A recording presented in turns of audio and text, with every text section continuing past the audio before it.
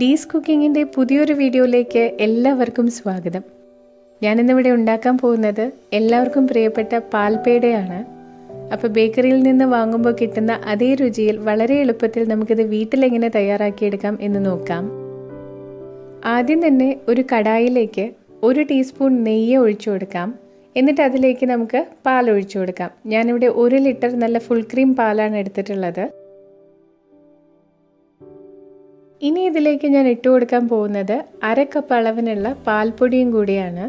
അപ്പോൾ പാൽപ്പൊടി ഇട്ട് കൊടുത്തതിന് ശേഷം ഇത് നല്ലതുപോലെ ഇളക്കി കൊടുക്കണം. ഇതിൽ കട്ടയൊന്നും ഇല്ലാത്ത രീതിയിൽ ഇത് ഇളക്കി യോജിപ്പിച്ച് കൊടുക്കണം.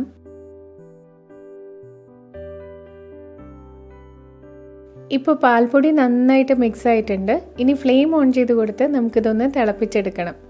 അപ്പോൾ നല്ല ഹൈ ഫ്ലെയിമിൽ ഇട്ട് കൊടുത്ത് ഇതൊന്ന് തിളപ്പിച്ചെടുക്കാം. ഇപ്പോൾ പാല് നന്നായി തിളച്ചിട്ടുണ്ട്. ഇനി നമുക്ക് ഫ്ലെയിം ഒന്ന് മീഡിയത്തിൽ വെച്ച് കൊടുത്ത് നല്ലതുപോലെ ഈ പാലൊന്ന് വറ്റിച്ചെടുക്കണം.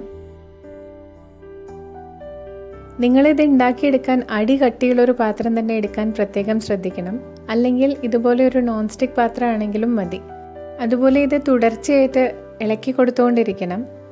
അല്ലെങ്കിൽ പാല് കുറുകി വരുമ്പോൾ ഈ പാത്രത്തിൻ്റെ അടിയിൽ പിടിക്കാൻ സാധ്യത കൂടുതലാണ്. ഈ പാല് നന്നായി തിളച്ച് വറ്റി വരുമ്പോൾ ഈ പാത്രത്തിൻ്റെ സൈഡ്സിലൊക്കെ പറ്റിപ്പിടിച്ച് നിൽക്കുന്ന പാൽപ്പാടയൊക്കെ ഒന്ന് ഇളക്കി ഈ പാലിലേക്ക് തന്നെ മിക്സ് ചെയ്ത് കൊടുക്കാം. അപ്പോൾ പാൽപ്പാടയും കൂടി ചേരുമ്പോഴാണ് പാൽപ്പേടയ്ക്ക് കൂടുതൽ ടേസ്റ്റ്. ഇപ്പോൾ പാല് നന്നായി കുറുകി വന്നിട്ടുണ്ട്. അപ്പോൾ നമ്മളെടുത്ത അളവിൻ്റെ 1/4 ഇത് വറ്റിയിട്ടുണ്ട്. ഇനി ഇതിലേക്ക് നമുക്ക് പഞ്ചസാര ആഡ് ചെയ്ത് കൊടുക്കാം. ഞാനിവിടെ 1/2 കപ്പ് പഞ്ചസാരയാണ് ഇട്ട് കൊടുത്തത്. ഈ അളവിന് പഞ്ചസാര ഇട്ട് കൊടുത്തപ്പോൾ അത്യാവശ്യം മധുരം ഉണ്ടായിരുന്നു. ഇനി നിങ്ങൾ മധുരം കൂടുതൽ പ്രിഫർ ചെയ്യുന്നവരാണെങ്കിൽ 1/2 മുതൽ 1/4 കപ്പ് വരെ നിങ്ങൾക്ക് ആഡ് ചെയ്ത് കൊടുക്കാം. പഞ്ചസാര അലിയുമ്പോൾ ഇത് ഒന്നുകൂടി ഒന്ന് ലൂസാവും. എന്നിട്ടിത് വീണ്ടും ഒന്ന് കുറുകി ഒന്ന് പാനിൽ നിന്ന് വിട്ട് വരുന്ന പരുവാവുന്നത് വരെ നമുക്കൊന്ന് ഇളക്കി കൊടുത്തുകൊണ്ടിരിക്കണം.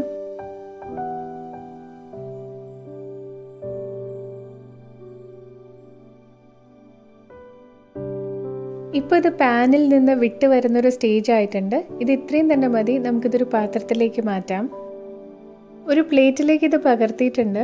ഇനി ഇത് ചെറുതായിട്ടൊന്ന് ചൂടാറട്ടെ, അതുവരെ നമുക്ക് വെയിറ്റ് ചെയ്യാം. ഇപ്പം നന്നായി ചൂടാറിയിട്ടുണ്ട്. ഇനി നമ്മുടെ കയ്യിലൊരിത്തിരി നെയ്യ് പുരട്ടി കൊടുത്തതിന് ശേഷം ഈ പേട നന്നായിട്ടൊന്ന് കുഴച്ചെടുക്കണം. നല്ല സോഫ്റ്റായിട്ടൊന്ന് കുഴച്ചെടുക്കണം. ഇതിപ്പോൾ നന്നായി കുഴച്ചെടുത്തിട്ടുണ്ട്. ഇനി ഇതിൽ നിന്നും ചെറിയ ചെറിയ ഉരുളകളാക്കി ഉരുട്ടിയെടുത്ത് നമുക്ക് പേടയുടെ ഷേപ്പാക്കി എടുക്കാം. ഞാനിവിടെ ചെയ്യുന്നത് ചെറിയ ചെറിയ ഉരുളകളാക്കി എടുത്ത് കൈകൊണ്ടൊന്ന് ഉരുട്ടിയതിന് ശേഷം തമ്പ് കൊണ്ട് ജസ്റ്റ് ഒന്ന് പ്രസ് ചെയ്ത് കൊടുത്ത് അതിലേക്ക് ക്രഷ് ചെയ്ത് വെച്ച ഒരു പിസ്തയാണ് വെച്ച് കൊടുക്കുന്നത്. ഇത് ഓപ്ഷണലാണ്. നിങ്ങൾക്ക് ഇഷ്ടമുള്ള ഷേപ്പിൽ ഇത് ഉണ്ടാക്കിയെടുക്കാം. നമുക്ക് മിൽമയെന്നൊക്കെ വാങ്ങാൻ കിട്ടുന്ന ഒരു പേടയുണ്ടല്ലോ, അതിൻ്റെ എക്സാക്റ്റ് കളറും ടേസ്റ്റുമാണ് ഇതിന്. അപ്പോൾ എല്ലാവരും വീട്ടിലിതൊന്ന് ട്രൈ ചെയ്ത് നോക്കണം. എന്നിട്ട് നിങ്ങളുടെ ഫീഡ്ബാക്കും കമൻസും അറിയിക്കണം. ഇന്നത്തെ ഈ വീഡിയോ നിങ്ങൾക്ക് എല്ലാവർക്കും ഇഷ്ടമായെന്ന് കരുതുന്നു. ഇഷ്ടപ്പെട്ടാൽ ലൈക്ക് ചെയ്യാനും ഷെയർ ചെയ്യാനും സബ്സ്ക്രൈബ് ചെയ്യാനും മറക്കരുത്. പുതിയൊരു വീഡിയോവുമായി വീണ്ടും കാണാം. Thanks for watching Dee's cooking.